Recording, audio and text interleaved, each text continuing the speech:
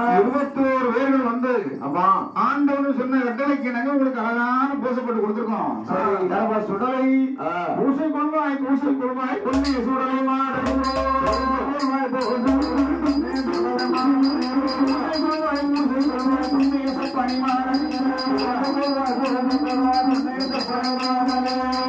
பூசை ரெடியாயிருக்கு.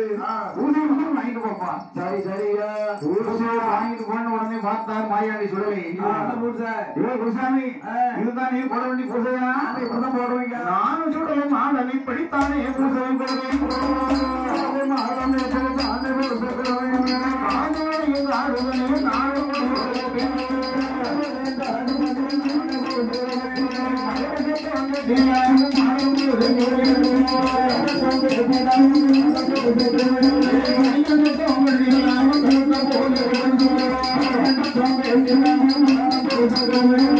எனக்கு இந்த பூசை பச்சரிசியெல்லாம் பிடிக்காது. எனக்கு தர வேண்டிய பூசை அதாவது எனக்கு என்ன பூசை போட்டு தரணும் தெரியுமா? அதாவது சைவன் பச்சரிசி சாப்பிட எனக்கு வேண்டாம். சம்பாரிச்சு பொங்கி கருங்கடா வெட்டி சமைச்சு எனக்கு பூசை போட்டு கொடுத்தா வாங்கிட்டு போறேன். சரி மகள் வெட்ட வேண்டும். மகளை அடித்து தனியா வந்து எனக்கு வாடாத அப்படின்னு நம்ம பூசை வாங்க போறது இல்லை. உடனே வார்த்தார் மாயாடி சுடலை அருமையான சுடலை நான் மணியாருக்கும் பூசை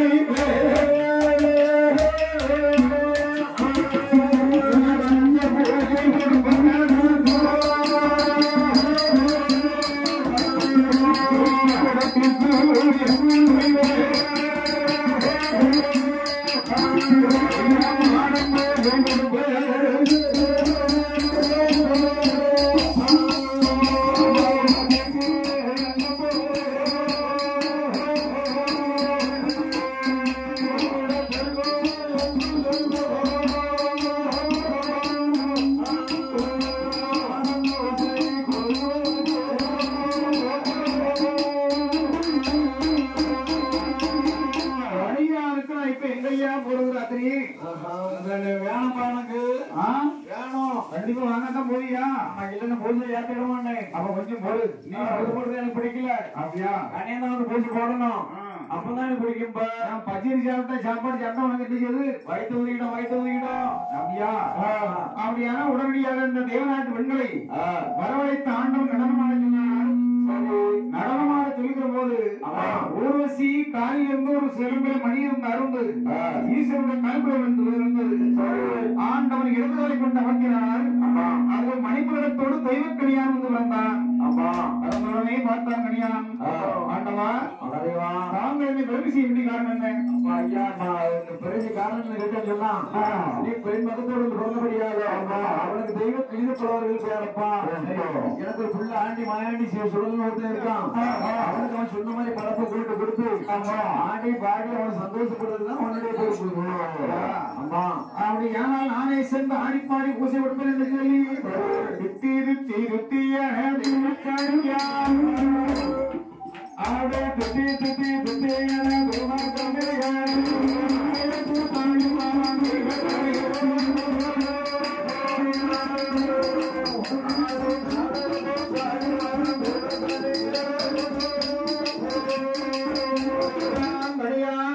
ஆடிப்பாடி வந்தார்.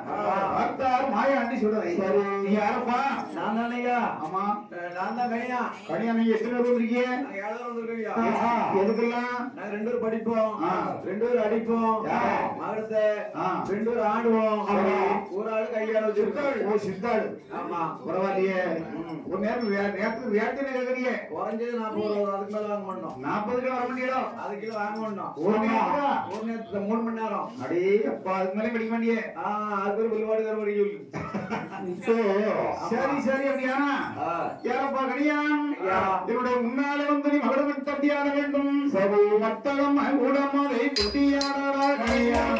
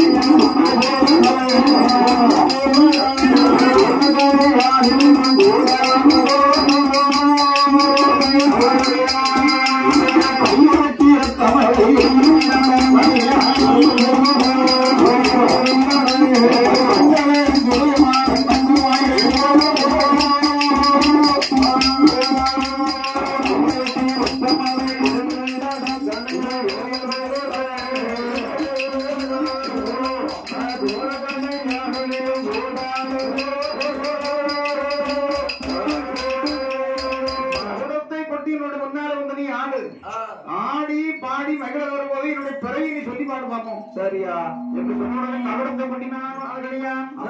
மகளத்தை கொட்டி பிறவி எல்லாம் சொல்லி பாடுறான். சரி யாரையா மாயாண்டி சுடலை உங்களுடைய பிறவி நான் சொல்லி பாடுறா பாடுங்க. அன்பு பேரம் அங்காலே ஓட்டி பேரம் தாய் சுடலை ஓட்டி பேரம்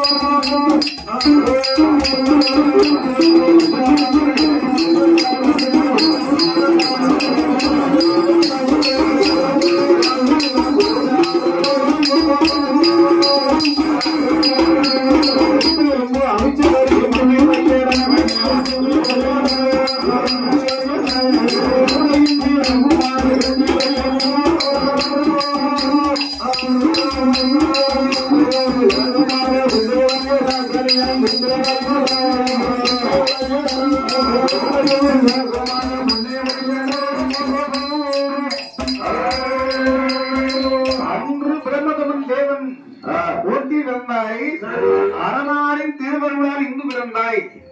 முப்பரத்தை சுட்ட சுடு காட்டில் பிறந்தாய். முக்கண்ணனார் திருவருளால் இங்கு பிறந்தாய். பஞ்சவருக்கு 5 மூர்த்தியாக பிறந்தாய். பாரதக்கண் வேள்வியிலே இங்கு பிறந்தாய். என்ன ஒரு பறவையெல்லாம் சொல்லி சொல்லி பாடுறான். காரணம் என்ன? அவனுக்கு ஞானம் உண்டாய்.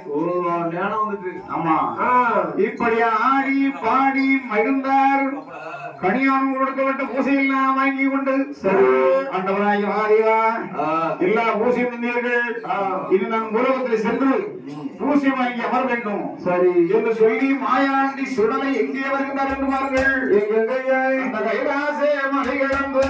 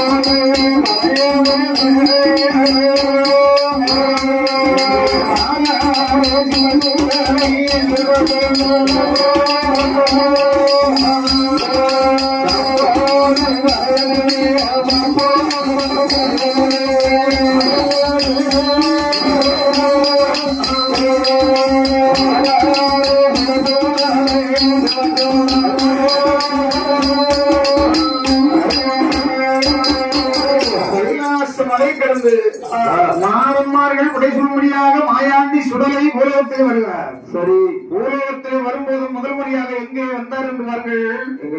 சம்போடையிலே வந்து தண்ணீர் தகையாறுவதற்காக வந்தார். ஆமா, அப்படி தண்ணீர் தகையாறுவதற்காக வேண்டி வரும்போது சரி, அந்த சம்போடை தண்ணீர் சூடாலையின் மாட சுவாமி மாட சுவாமி அதிகமாக கொண்டு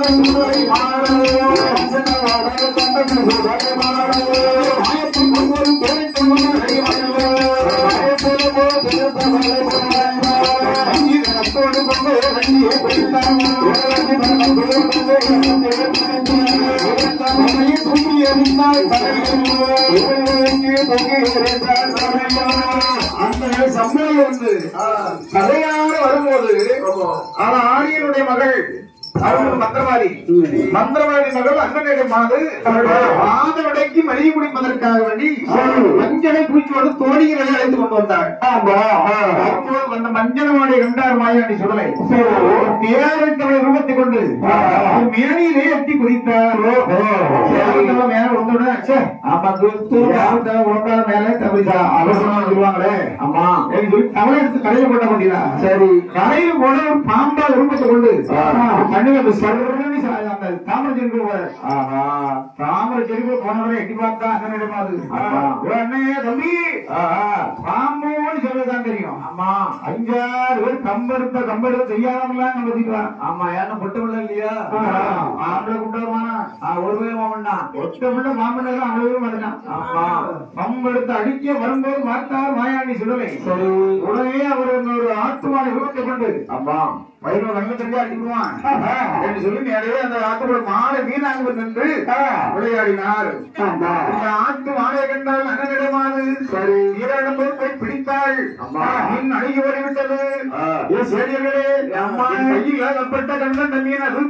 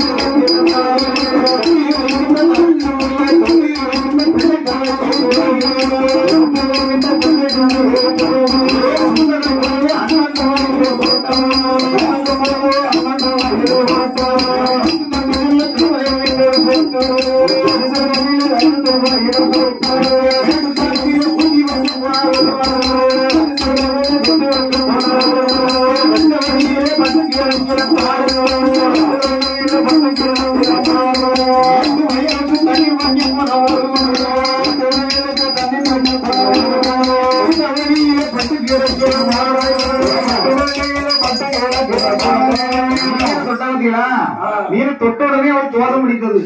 வீட்டுக்கு வர ஒரு கொட்டாவி ஒரு சத்திப்பு அதோட அவன் காலி.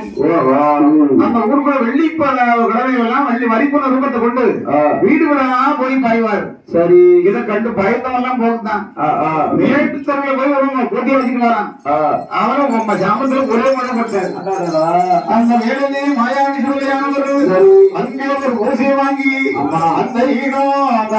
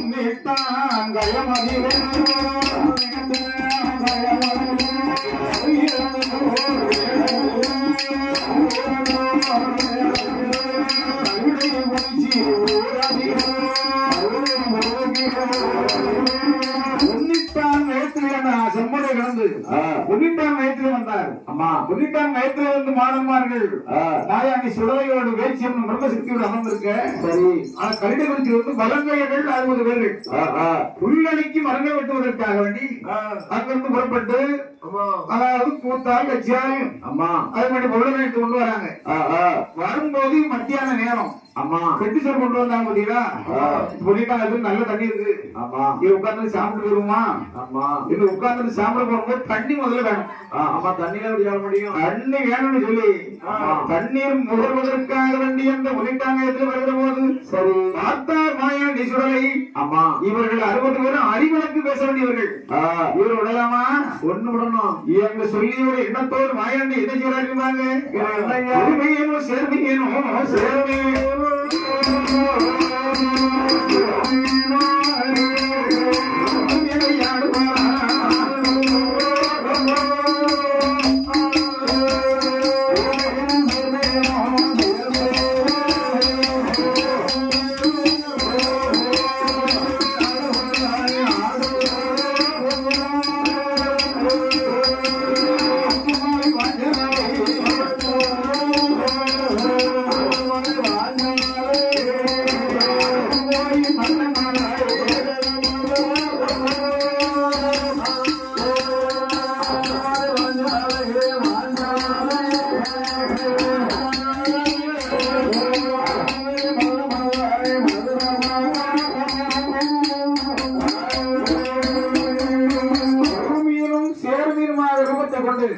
புகுந்து விளையாடுகிறார்.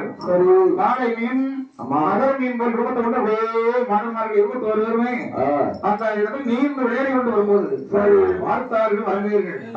அண்ணே தம்பி தேனை நீரை கண்டா உடனே எடுத்துடணும். ஆமா, இல்லன்னா வேற ஒரு கொண்டு வருவான் அப்படின்னா உடனே அந்த இடத்துல வந்து அந்த மீனை பிடிக்கணும்னா நம்ம பலம் வேணுமா இல்ல? உங்கள்கிட்ட என்ன பலம் இருக்கும்? என்கிட்ட சுருக்கோல இருக்கு, சுருக்கோல இருக்கும். அடுத்த போட்டு மாட்டிக்கிறாங்க. அதுதான் வச்சிருக்கேன். இருப்புவலை அரிப்புவலை உகுத்தால் வச்சால் இதெல்லாம் எடுத்துட்டு வாங்க. பிறகு நாளைக்கு வேண்டாம் மரங்கப்பட்டு போயிடலாம். இந்த எல்லோருமாக வந்து வந்த மீனை பிடிப்பதற்காக வேண்டி கொண்டு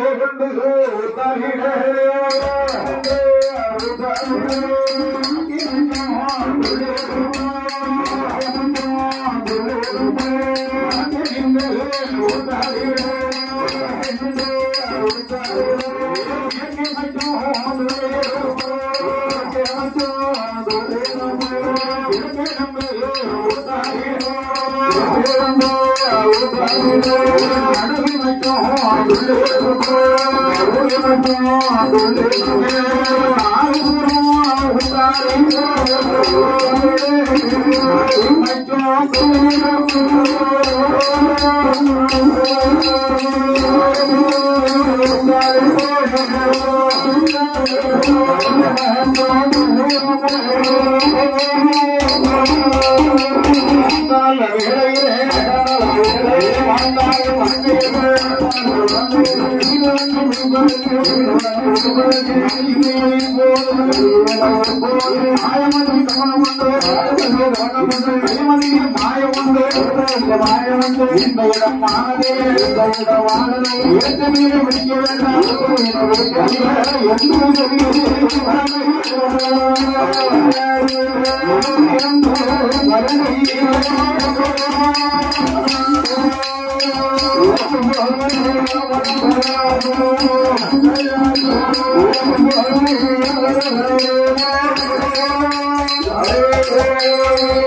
அதாவது இவர்கள் அந்த தெற்கே கொண்டு ஊத்தால கொண்டு குத்துறாங்கன்னா வடக்கே மச்சம் விழுகிறது. சரி, வடக்கு கொண்டு ஊத்தால குத்துனா நேரம் மேட்டு கொண்டு மேட்டு கொண்டு குத்துனா கிழக்க இப்படி 4 முறை சுத்தி சுத்தி குத்துறாங்க. நடுவில் போய் தொழில் கயத்துல ஏதோ மாயம் உண்டு சொல்லுவாங்க. ஆமா, இதுல போய் அகப்பட்டு கூடாது.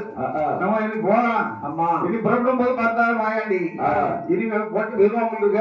ஐயா, ஆமா, இனி காலபெருமானோட ஊத்தாலுக்கு போய் சிக்கிட்ட உடனே மீனை பிடித்து கரையை கொண்டு வந்தார்கள். இந்த மீனை வெட்டி மேல பங்கு வைக்கணும். ஆமா, 60 பங்கு கரெக்டா வையா. பங்கு வைக்கல யாரு கட்டிக்காரன் இல்ல, நான் தான் கட்டிக்காரன். வை பாவம். சரியா, என்ன மீனை வெட்டி 60 பங்கு வைத்தார்கள். பங்கு எடுக்கும்போது 55 பங்கு தான். 5 பங்கு கரையுது. ஆமா, 2வது போய் மீனை அடிச்சு பங்கு வைக்கும் போது 65 பங்கு. ஓ, 5 பங்கு கூட இருக்கு. போடுது குறையுது. ஆமா, இந்த மீனை நம்ம கொண்டு போனா நம்ம உயிருக்கு ஆபத்து வந்துடும். ஆமா, மீனாளி கயத்துக்குள்ள ஓடு. எல்லாரும் ஓடி. சரி சரி, ஓடிடுவான். என்ன மீனை அள்ளி கயத்துக்குள்ள ஓடதான் தெரியும். விட்டுண்ட மீனும் ஒரே மீனை ரூபத்தை கொண்டு தண்ணியில பாய்ச்சி போடுவான். கண்ட பயந்து ஒரே ஓட்டம். ஓட ஓட விரட்டி அடித்து அங்கேயும் ஒரு பூசை வாங்கி அம்மா மேலும் இங்கே வருகிறார் என்பவர்கள். அந்த இடம் தனைக்க அந்த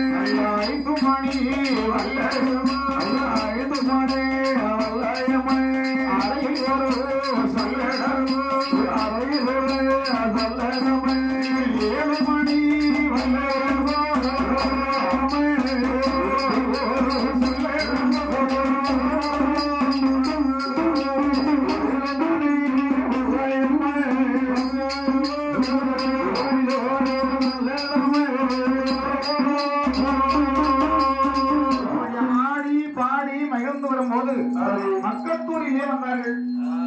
மகளானுடைய ஆசிரியர் வந்து அங்க வந்து கொஞ்சம் சேட்டை பண்றாங்க. ஏன்னா மாட்டு எலும்பு அவங்க நிறைய மாடு சாப்பிட முடியாது. ஆமா, இந்த மாட்டு எலும்பு செங்கல் துண்டால் அள்ளி பள்ளுவாத்தி கொண்டு வீசுறது. வீசுற உடனே அங்க இருக்க வேண்டிய கப்பிமார்கள் பார்த்தார்கள். அம்மா, ஓடாங்கி வரக்கூடிய கையால மாறும். இது ஊருக்குள்ளே 5 நாளா ஒரு சேட்டை ஆயிடுச்சு. அம்மா, அது என்ன சேட்டைன்னு தெரியல. போய் மாறு பாப்போம். சரியா, பாத்துருவீங்க. ஐயா, இந்த சேட்டைங்கிறீங்க. சேட்டை ஒரு பயங்கரமான சேட்டை எல்லாம் இருக்கு. ஆமா, கைலாச மலையில புதுசா ஒரு தெய்வம் இருக்கு ஐயா. ஆமா, சுடலமான சாமி தெய்வம் இருக்கு. அதான் சேட்டை வரைக்கிட்டு இருக்கு.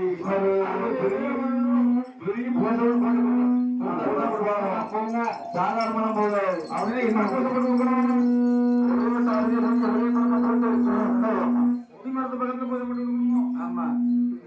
என்று மூசை போட்டு வட்டி மூசை கொடுத்தார்கள்.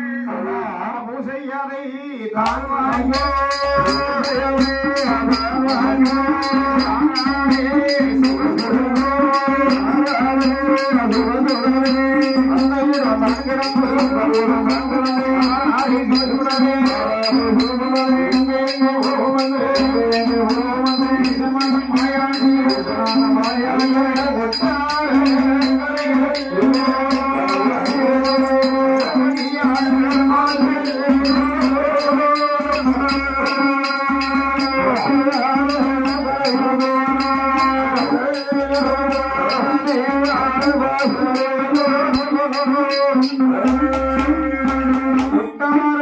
பகவதியம்மனுடைய ஆலயத்திலே வந்தார்கள். வந்தார்கள். சரி, அந்த அம்மாவுக்கு 10 நாள் திருவிழா, தேரோட்டம், குடிமரம். ஆமா, நாட்டி அந்த கொடியேற்றி திருவிழா நடக்குது. சரி, பார்த்தார் சுடலை. ஆமா, இங்க நம்ம சேட்டை பண்ணாதான் இங்க நமக்கு பூஜை கிடைக்கும். ஆமா ஆமா, சும்மா இருந்தா யாரும் பூஜை தருவாங்களா என்று சொல்லி உடனே கொடியேற்றி நடக்கும்போது கொடிமரத்தை விட்டுகிறார். சரி, அது மட்டுமில்லாதபடி தேர் ஓடும் வேலையை தேரையேற்றி வருகிறார்.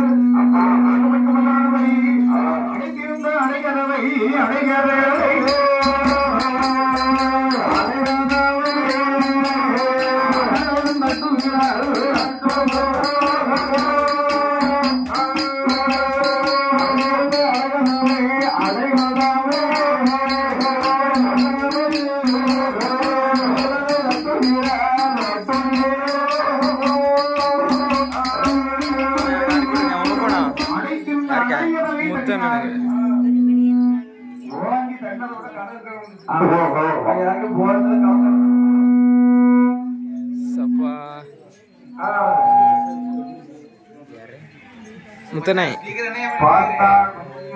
அம்மா பகவதி எம்மையாமல் பார்த்தார். யாரப்பா பாலகனே, என்னுடைய இடத்துல வந்து நீ சேட்டை செய்கிறாய். அம்மா, உனக்கு எந்த ஊரு எந்த தேசம்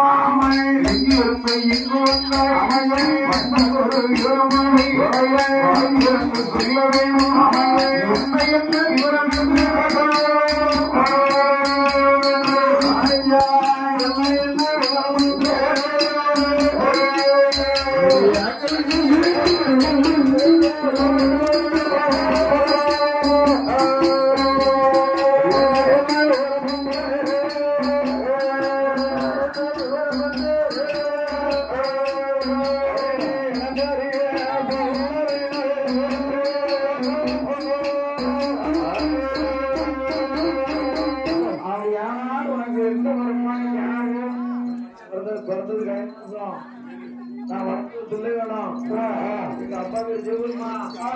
அம்மா பேர் பாரதியாள்.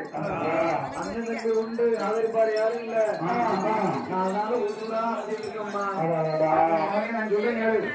பார்வதி இன்னைக்கு மகனானால் இந்த பகவதிக்கு இருந்தாங்க பிள்ளை. அது அம்மா பார்வதி தான் பிள்ளை. உனக்கு உங்க அக்கா அம்மா வந்து எனக்கு அக்கா. சரி, உங்க அக்கா வந்து எனக்கு ஆமா அத்தான். அதனால நான் உனக்கு சொல்லி கேளு. வந்த மகன் போக வேண்டாம், வந்த மகன் போக வேண்டாம், போக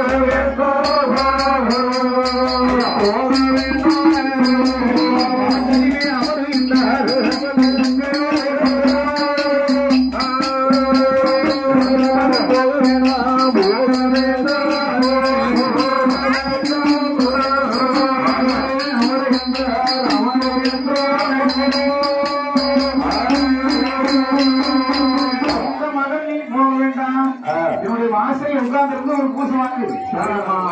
சும்மா இருக்க அதோ இருக்க வேண்டி தெற்கும் மேட்டு கல்கரியிலே கல்கரியிலே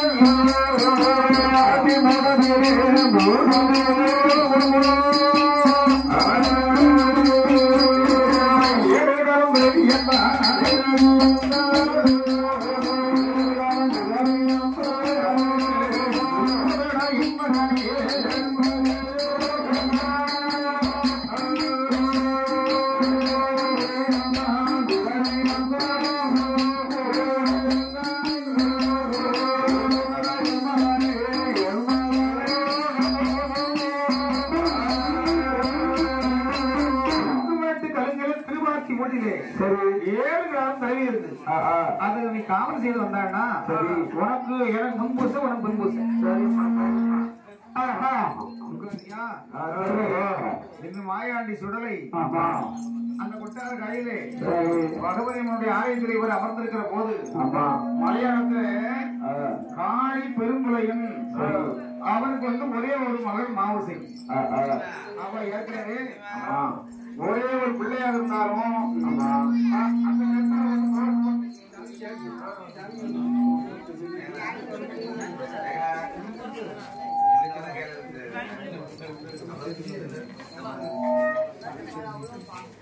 ஒண்ணுமே அஞ்சனா மையெடுத்து அழுத்தி சிவன் மையெடுத்து சரி வெற்றியுள்ள மை போட்டு பார்க்கும் போது ஆமா 7 நாளும் தலைவியும் தொட்டதாக இருப்பதை கண்டார். அப்ப இதுதான் நல்ல நேரம் சொல்லி ஆமா கொஞ்சம் வாதைகளை விட்டு 7 கிடாரத்துல 1 கிடாரத்தை தூக்கிட்டான். ஆமா தூக்கி கொண்டு வந்து 7 அடிக்கிற அடுக்கு வீடு கட்டி ஆமா மகளை அலங்காரம் செய்து ஆமா ரொம்ப சிறப்பாகவே வளர்ந்து வருகிறான். சரி மாயாண்டி சொல்றது 7 ஊசி வாங்கி ஆமா இருப்பிடம் போய் பாக்குறாரு இருக்க ஒன்னு தரையத்துல 7 கிடாரத்துல 1 கிடாரத்தை காண்பு ஒன்னும் காணல. ஆமா எவ்வளவு கள்ள போய் வந்து கிடாரத்துல இருக்கானே முன்னாடி வந்தார் மாயாண்டி. அம்மா நான் காவல் செய்து கொண்டு வர வேண்டிய திறமையத்தை அம்மா எவனோ ஒரு பரவாடி போய்விட்டான். அதை ஏன் போட்டு ஃபீல் பண்றா? அதனால நான் சொல்லுங்கம்மா எனக்கு சும்மா நாம இருக்கவே முடியாது. நானே சென்று அந்த கடவுளை யாரையும் அப்போதான் பார்த்தால் பகவதி அப்பா மகனே கொண்டு போன சாதாரணப்பட்ட கொண்டு போயிருக்க முடியாது. அதாவது நந்தங்காடி பெரும்பளையம் தான் கொண்டு போயிருக்க வேண்டும். அவன் எப்படி விட்டவன் தெரியுமா? 300 முளையனுக்கும் முப்பங்காடி பெரும்புலையன் அமைய 400 முளையனுக்கும் தகங்காடி பெரும்புலையன் ஆமை அம்மி கட்டி வளர்க்க வைத்தார். 500 ஆமை உறவு கட்டி வளர்க்க வைப்பார். 300 ஆமை மாங்காயை தூதனுப்பி மங்கையரை சிறைபிடிப்பார். எங்காயை தூதனுப்பி அமைகளை சிறைபிடிப்பார். மை ஒன்று சிவன் ஒன்று